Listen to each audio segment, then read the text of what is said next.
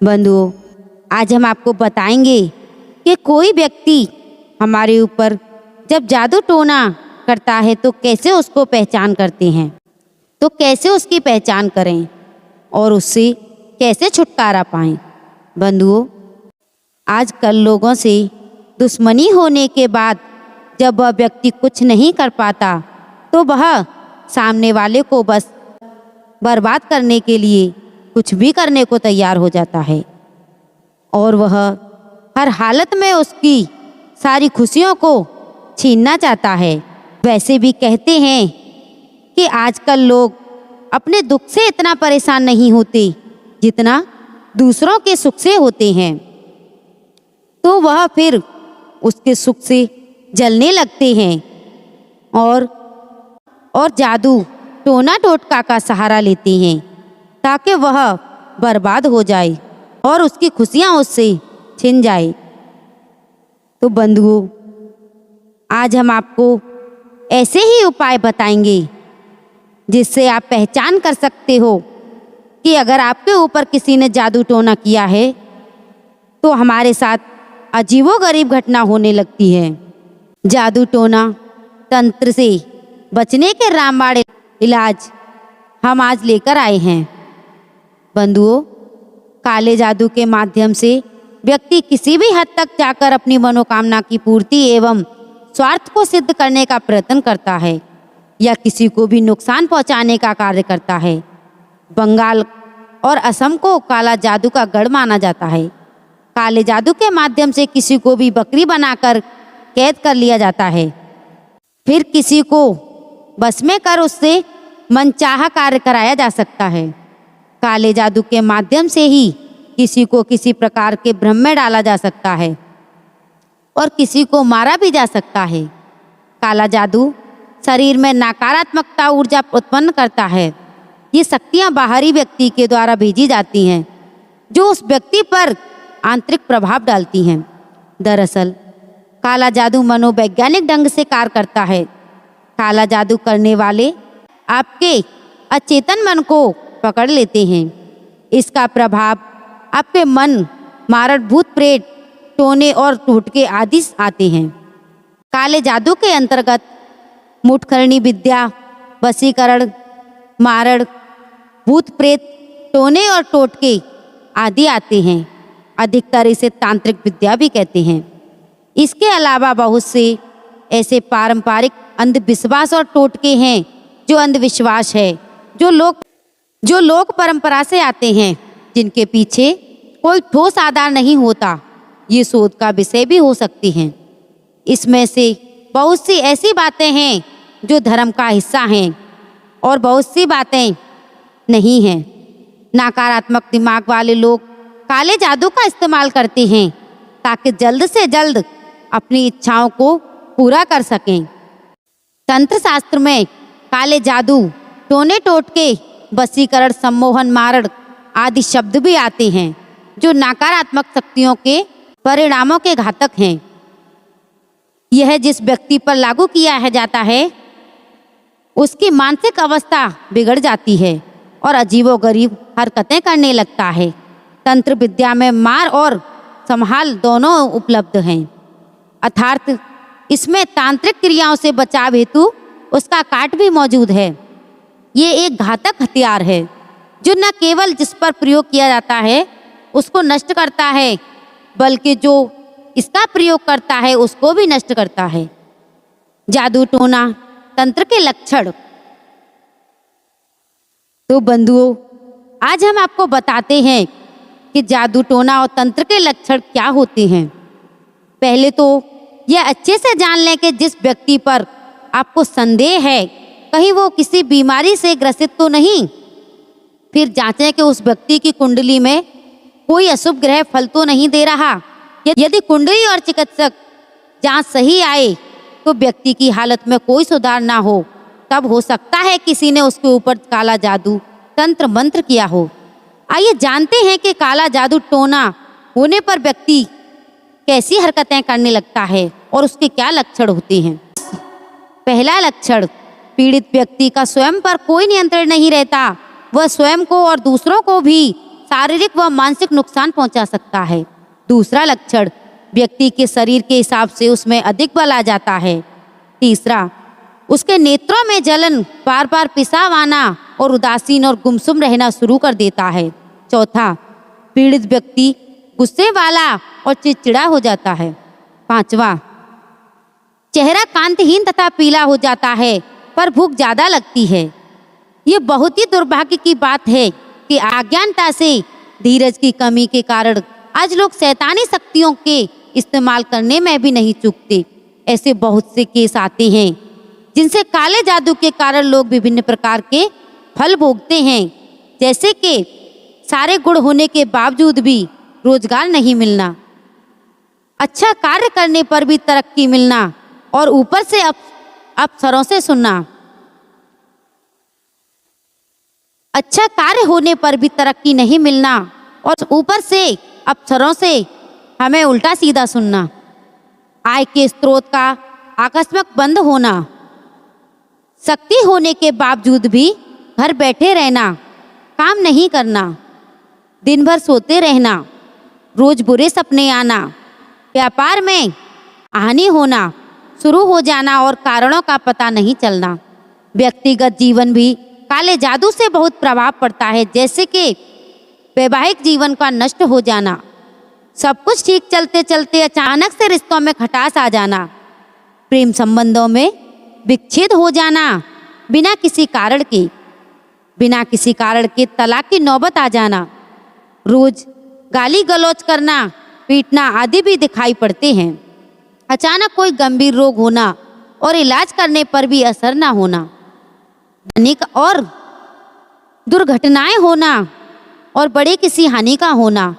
इसके अलावा कुछ भी विचित्र बातें सामने आई हों, जैसे कि कहीं पर भी आग लग जाना और नुकसान होना, घर से चीजों का गायब हो जाना, पूरे घर में एक भय का वातावरण सा निर्माण हो जाना,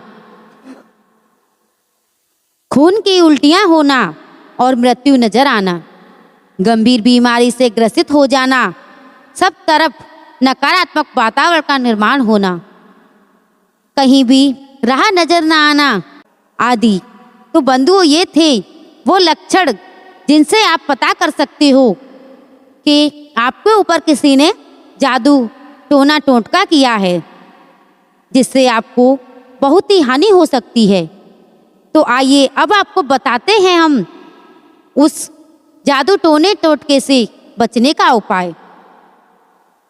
जैसा हमने आपको बताया था कि काला जादू एक बहुत ही भयानक विद्या है और इसके परिणाम किसी भी हालत में ठीक नहीं होती, अतः इससे बचाव जरूरी है।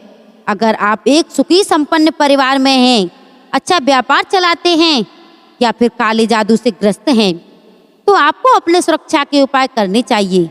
यहाँ मैं कुछ सलाह दे रही हूँ जिससे अपनाकर आप अपने जीवन को बड़ी ही सुगमता से जी सकते हो। तो पहला उपाय है, एक सिद्ध महाकाली यंत्र अपने घर में स्थापित करें और रोज दीपक और धूप उसके सामने रख दें।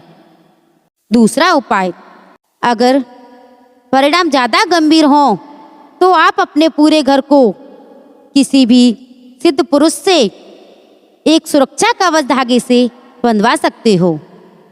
तीसरा उपाय, घर के सदस्यों को सुरक्षित करने के लिए उन्हें महाकाली कवच या हनुमान कवच जो कि सिद्ध हो उन्हें पहनाया जा सकता है। चौथा उपाय, अमावस्या को सफाई करके उतारा जरूर करना चाहिए और गूगल की धूप देना चाहिए। पांचवा उपाय, अगर बीमारी नहीं जा रही हो तो अभिमंत्रित जल पिलाकर के रोग का निवारण कवच पहनना चाहिए। छठवां उपाय, कुछ गंभीर स्थितियों में विशेष पूजा की जरूरत होती है। छठवां उपाय, गूगल में जावित्री, गायत्री और केसर के चूर्ण को मिलाकर 21 दिन तक लगातार सुबह शाम धूप दें। अपने सारे घर में वह धूप घुमाएं। सातवां उपाय, मित्रों, गोमती चक्र ले लें, वो 4 की संख्या में होने चाहिए। अब इसे जो भी रोगी है उसके ऊपर से 7 बार उल्टी दशा में बार कर और उसको चारों दिशाओं में फेंक दें। यह आप बुधवार जो शुक्ल पक्ष में पड़ता हो उस दिन करें। 8वां उपाय, कपूर, पीली सरसों, गाय का घी तथा गूगल को मिलाकर धूप बनाएं। आप प्रतिदिन इसे संध्या समय गाय के गोबर के द्वारा बनाए गए गोईठे यानी कि उपले के साथ जलाकर धूप दें। इस क्रिया को लगातार 21 दिन तक करें। घर के हर हिस्से में करें। अगला उपाय, प्रतिदिन पूरे घर में गौमूत्र का छिड़काव करें। बंधुओं, प्रतिदिन 1 सुपारी गणेश भगवान को अर्पित करें। हर रोज किसी दरिद्र नारायण को 1 कटोरी भरकर अन्न का दान करें। लहसुन का रस और हींग मिला लें। अब इसे सुंघा दें तो इससे रोगी को फायदा होता है। काले धतूरे की जड़ लें। किसी भी रविवार के दिन उसका ताबीज बनाकर उसे पहना दें तो इससे पीड़ित व्यक्ति को आराम मिलता है और वह धीरे धीरे सही होने लगता है। गोरे चन और तगर को एक नए लाल कपड़े में बांधकर रख दें अपने पूजा स्थान में। तुलसी का पौधा अपने घर में लगाएं। गाय के कच्चे दूध में 5 बूंद शहद की मिला लें और संध्या के वक्त इसका छिड़काव अपने पूरे घर के प्रत्येक स्थान पर और मुख्य द्वार तक जाते हुए करें। बाकी सारा दूध आप वहीं बाहर गिरा दें। बंधु, आपके घर में भी लगे होंगे ये 3 पौधे। आज ही निकाल फेंकें, नहीं तो हो सकते हैं कंगाल। वास्तुशास्त्र के मुताबिक कई ऐसे पेड़ पौधे हैं जिनको घर में या घर के आसपास लगाना शुभ नहीं होता। यह पेड़ पौधे घर और उसके आसपास नकारात्मक ऊर्जा को बढ़ाते हैं। कई प्रकार की स्वास्थ्य संबंधी समस्याएं भी होने की संभावना बनी रहती है। तो बंधुओं, बहुत से ऐसे लोग हैं जिन्हें बागवानी करने का बेहद शौक होता है। वे तरह तरह के पेड़ पौधे अपने घर के आसपास लगाते हैं। हम में से बहुत से लोग तो ऐसे भी हैं जो आजकल अपने घर के अंदर पेड़ पौधे लगाते हैं। घर में पेड़ पौधे लगाने से न सिर्फ एक घर का वातावरण स्वच्छ बना रहता है, हम खुद को प्रकृति के करीब पाते हैं।